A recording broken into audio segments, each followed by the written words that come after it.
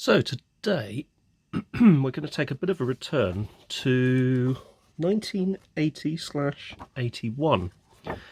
Now this was a very important year for British Leyland because they had had a pretty bad time during the 1970s with industrial action and arguably poorly built products and other sort of quality control and other various issues that they had to deal with throughout the 1970s.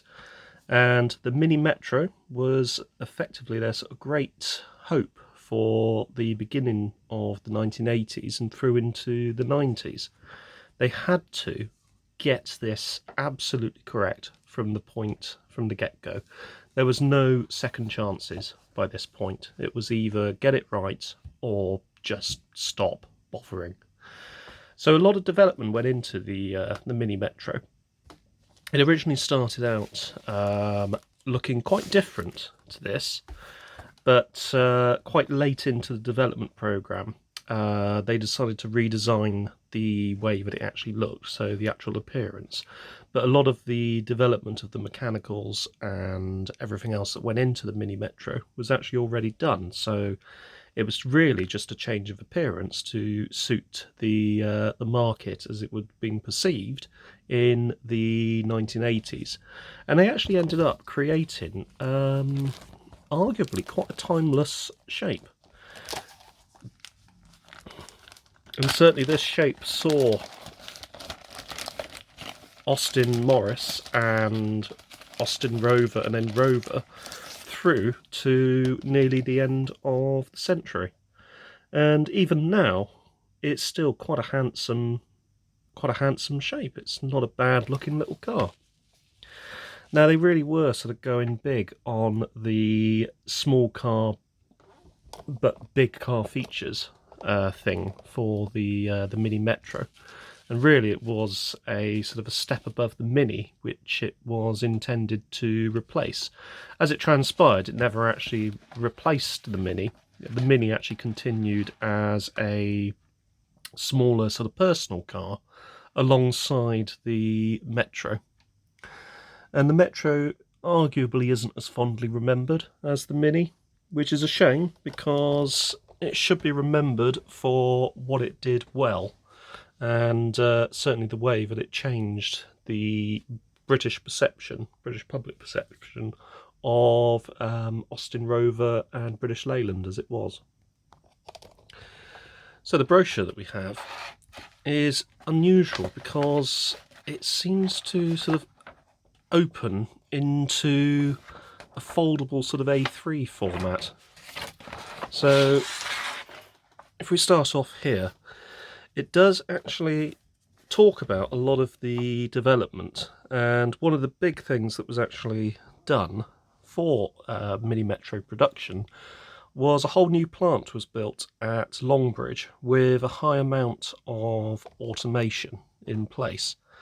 Some sensible changes or some sensible decisions were made. You could argue that one of those decisions was due to the cost of developing a completely new engine, but the A series was kept, and the A series was actually modified to increase refinement and also increase the service intervals and durability, thus lowering the running costs. One of the things that miniMetro actually boasted when it was new was a 12,000 mile service interval, and that was achieved through an increase in the durability of the basic engine and gearbox arrangement, but also through the use of a much larger oil filter than was fitted to previous A-series engines. It in fact actually gained a user designation of A+,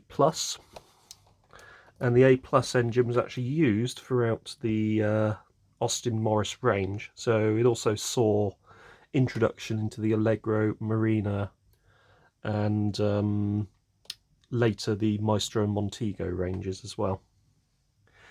This is quite a nice little diagram. Basically gives you an at-a-glance feature or at-a-glance view of the various features of the car.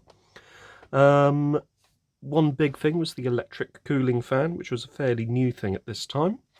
It also came with the obligatory hatchback, which for anything to succeed in that era, it needed to have. We actually start looking at the top of the range. So we start off with the Metro 1.3 HLS, and this was the top of the range for 1980/81. And as you can see, you've got the sort of plush cloth/velour seats, the full complement of instrumentation, so the rev counter, speedometer, fuel and temperature gauges. You have quite a nice radio set up there, which you could upgrade to a radio cassette if you so desired, and the head restraints as well. A little further down the range, you had the Metro 1.3S, which was the sporty model before the MG branding came into play. But this also actually demonstrates one of the Metro's strong points, which was the versatile seating. 60/40 split. So you could have 2 people in the back, or just 1 person in the back and extra luggage space, or you could flip all the seats forward completely and you've actually got a really good amount of luggage space. And there was actually a lot you could actually do with the rear seats to give you quite a lot of additional practicality. You can see here's one in Snapdragon yellow with the optional Metro mud flaps. Then we come down the range to the 1 litres, and top of the range for the 1 litre was the Metro HLE, which my parents actually had a Baccara Brown Metro HLE, which had only done 18,000 miles from new when they bought it. And as you can see here, this was the economy model of the range. In later years there was actually a 1.3 HLE as well, but this would have been your top of the range for the 1 litre vehicles. You didn't have a rev counter, but you did have a rather useful clock, as well as the fuel and temperature gauges and the speedometer. And then right at the near bottom of the range is the Metro L, and you can see here that you've got just the fuel and temperature gauges, no clock, but you do have quite nice seats. And then right down the bottom of the range you've got the standard Metro, which comes with these rather uninviting looking vinyl covered seats, but still a practical car nonetheless. Comes with all the practicality, but without any of the additional accoutrements that you would have got with the Metro L, and indeed the plush HLE. Then near the end of the brochure we touch a little bit on some of the accessories that you could have got for your Metro, including the vinyl roof, pop-out glass sunroof, a complement of various driving lights, puddle lamps, electrically adjustable mirrors, a trip computer, air conditioning, believe it or not, and a couple of other options, a range of audio options as well. Then we come here to technical specifications for both the 1 litre and the 1.3. So the 1 litre was actually available in 2 different states of tune. So you had the high compression HLE, which gave us 54 pound-foot of torque and 46 brake horsepower at 5,500 RPM. And you had the low compression 1 litre, which gave us 53.3 pound-foot of torque and 45 brake horsepower.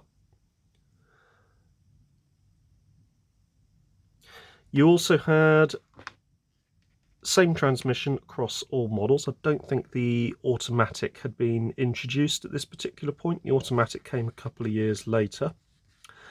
Now the tyres were interesting because you could have standard radials, so 12-inch 135 profile radials, but you could also have the Dunlop De Novo 2 system. De Novo and De Novo 2 basically placed canisters of gel inside the rim of the actual rim itself. And if the rim came in contact with one of those canisters, the canister would burst open, some gel would be released inside the tyre, and the intention was that the friction between the rubber and the rim, as the tyre deflated, would create enough air, effectively, to semi-inflate the tyre. And then you could obviously drive the car safely to somewhere where you could get the tyre replaced. Didn't really catch on, but it was an interesting system that was available on a lot of British cars at this sort of particular time. You also had the hydrogas suspension, which unusually on the original Metro was not correctly installed. So the front, you just had hydrogas displacers and separate shock absorbers, and then at the back you had hydrogas displacers which were linked to give the dampening effect, and some coil helper springs to obviously sort of maintain the rear ride height. The Rover Metro replacement, which obviously saw the introduction of the K-series engine, actually had the hydrogas linked front to rear, and they actually consequently rode and handled a lot better. In fact, it transformed the way that the car actually rode. For all of their faults, hydrogas was one of those innovations that did set them apart from the competition. Also, what set them apart from the competition was their propensity to rust, and that was a problem which affected really sort of all Metros, really, at this sort of era. No front inner arch liners, so they would tend to sort of start going up here, obviously where mud and salt is sprayed off the wheels up into this particular area. And they would also go along the front valance as well. Again, stone chips coming off the front wheels themselves and hitting the inside of there. It is a bit of a shame because they could have just added quite easily the inner arch liners, and that would have been the problem effectively solved.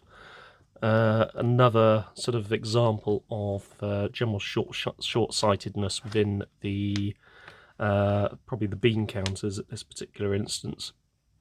I would say that the engineers probably wanted the inner arch liners in there, but because they really were strapped for cash at the time, trying to develop an all-new car, they probably said, well, no, just, let it go out as it is.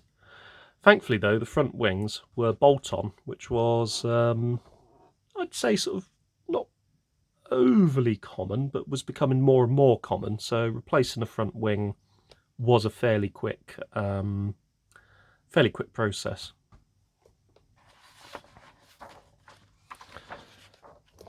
And that is the end of the main brochure.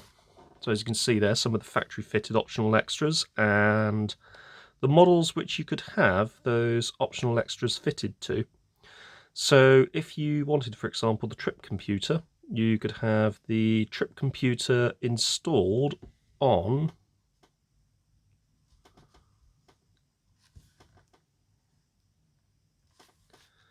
the 1.3 HLS only.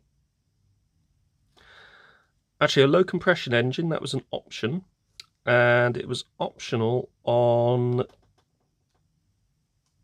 So low compression engine was an option on the 1 litre. Now, the reason why you might want the low compression engine is so that you could run 2-star petrol, which at the time was the lowest octane rating petrol you could get in the UK. It was equivalent of, I think, 92 or 93 RON. Modern unleaded, so 95 RON, is equivalent to 3-star, and super unleaded 98 is the equivalent of 4-star. You do get some garages which sell 99 to 100 octane fuel, which would actually be equivalent to the old 5-star standard. So let's have a look at some of the accessories that you could have embellished your Metro with. Starting off with some rather nice wool seat covers, which would have been lovely. The interior light delay, quite a nice little feature that we take for granted these days. Cruise control, which is a very big car feature, sort of being seen here on a much smaller car. I know that the Talbot Horizon and I think Chrysler Horizon actually had cruise control as an option as well. They also had a trip computer as an option. So not unusual to see it on a car that you would class as not a traditional executive car. One feature that was pretty groundbreaking, especially on a small car, was air conditioning. And that was Unipart number GAC 3000.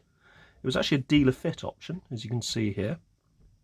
Fitted by BL approved experts, apparently. And I know of potentially one car that was installed with this air conditioning system, and the same person that owns that particular car also has one of the boxed dealer GAC 3000 air conditioning accessories. It was an expensive option when new, and I don't think very many people actually went for it. Which, I'll be honest, if I'd bought one new, I probably would have gone for it, just for the novelty of having air conditioning in such a small car. Nowadays, you take it for granted, but back then, it really was unusual. You had to go right to sort of the top tier before you actually started to get air conditioning. Electric windows, again, very unusual in the early 80s, especially in a small car like this. Same deal with the electric mirrors, the Unipart seat covers, and you've also got the rubber mats. But electric mirrors were very unusual in, well, many cars. It wasn't really until sort of the end of the 1980s through into the 90s that you started to see electric mirrors more often.